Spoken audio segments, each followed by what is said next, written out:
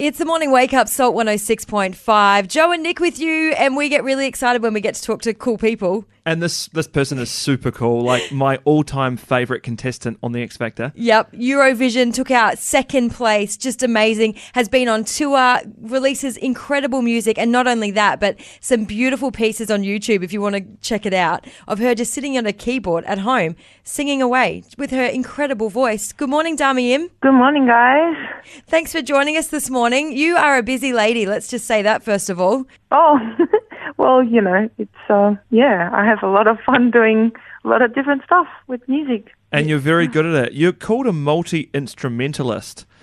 Is that how you say it? Instrumentalist? You play multi-instruments? Yeah. What else? I've seen you obviously play the piano, but what else do you play?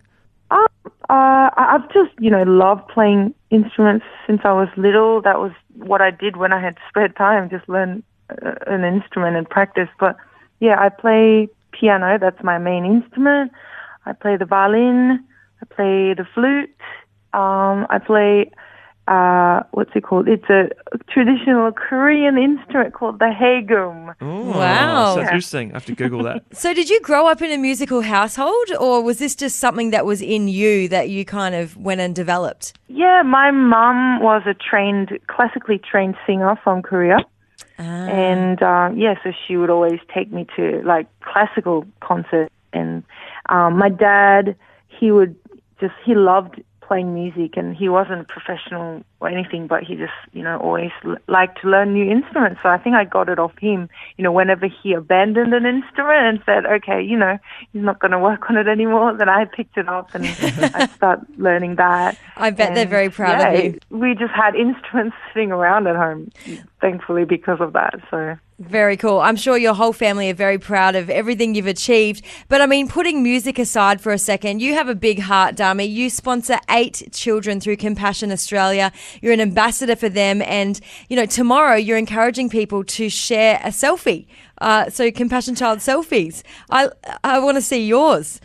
Yeah. So tomorrow we will be, taking a selfie with the photos of the sponsor kids, Compassion sponsor kids, and sharing it on our social media.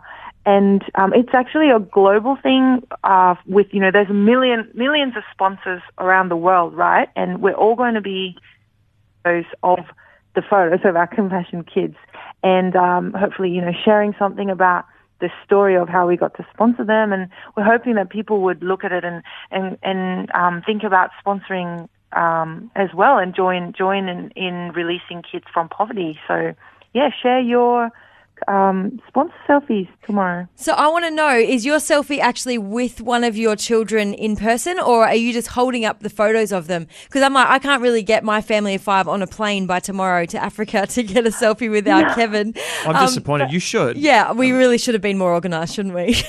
That's right.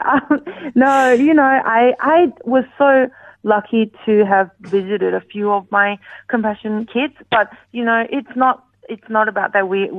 I am going to be taking a selfie with the photos, the profiles of the kids. Okay, so we can do that, and everybody can do that. And it's sometimes we don't get enough opportunities to share about our sponsor kids, and it's such an incredible story how we got to choose the child and how we got to write letters to them. Everybody's got a different story, and how life-changing it was for me. So I'd love to, read those stories if you put them on your, Facebook or Instagram or Twitter. If you use the hashtag, it's Sponsor Selfie Day, and we can all join on the same day tomorrow with the rest of the world and share our stories. That's so cool. I mean, there's enough people that put selfies up of themselves, so it's going to be quite refreshing jumping on tomorrow and seeing selfies of people's sponsor child and hearing a bit more of people's stories and why they do it. So that's awesome. Now, so how did you get involved with Compassion? Has it been a long journey? Well, yeah, I started sponsoring my first Compassion child when I was 17. After I won X Factor in 2013, I was talking to Noah, my hubby, and we were like, what can we do, with this newfound platform to do something that, it's bigger than just my career. And we said, well, let's do something with compassion. So I got to become an ambassador. We got to go and visit our compassion kids in India. And ever since seeing that, meeting the compassion kids, my compassion child in person, it's really made, it was eye-opening really to see the difference compassion made in the lives of these kids. So we started to sponsor more since then. And now we have 8 compassion kids, and it'll be interesting to try and get some photos with all the photos for tomorrow. Yeah, I've got a friend, a married couple, and every year instead of buying each other Christmas presents, they buy each other another sponsor child.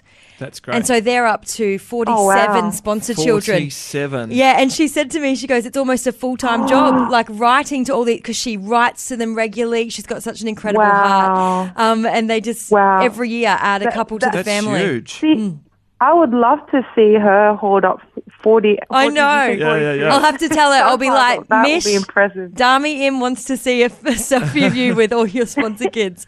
I love what you said before. Like when you got this newfound platform, most people be like, oh, now I've got this platform. How can I make more money? And how can I do this? And how can I do that? And the first thing you wanted to say to your husband was, we've got this platform. How can we make an impact on the world? How can we make a change in people's lives? And that's what I love about you, Dami, is just the difference that you continue to make in people's lives. But we have to finish just with one question. We're doing this thing today. We're talking about tragic dating stories. Dating disasters. Dating disasters, we're calling them. Have you got... That was a quick turn of... I know, going from changing the world to bad date nights. Have you got a tragic a dating story, disaster dating story for us to finish? It's mostly mine are pretty lame. It was just like me and when I was dating Noah, we hadn't told my parents yet, and Noah just dropped me off outside the driveway so that we don't get caught. And then he was giving a cuddle, and as that was happening, my dad decided to. He wasn't home. He was coming back home, and he pulled up on the side of the street and said, "Hey." And he said, "You shouldn't park there." And he went straight in. I think, Noah just like, he died a little bit then. Oh, that's hilarious. That's a pretty, it's a lame one, but that's all I can think of. Did you get a talking to later? Pardon? Did you get a talking to from your dad later? No, the worst thing is we never talked about it. Surely now, after a few years of marriage, you could bring it up. Yeah, we talk about it now, but back then he didn't bring it up, so it just made things a lot worse. Oh, funny. Hey, thank you so much for catching up with us this morning. We can't wait to see all the selfies spread across social media tomorrow. We will share the link to our Salt 1065 Facebook page so you can go check it out. But if you are a Compassion Child sponsor, then please get on board with this. It's great to share that message of hope and show the difference you can make through a sponsored child. Dami, we look forward to seeing your pics tomorrow. Thank you. I can't wait to read about everybody's stories with their compassion child. So, get on board. Thanks, guys. Thanks for chatting, Dami.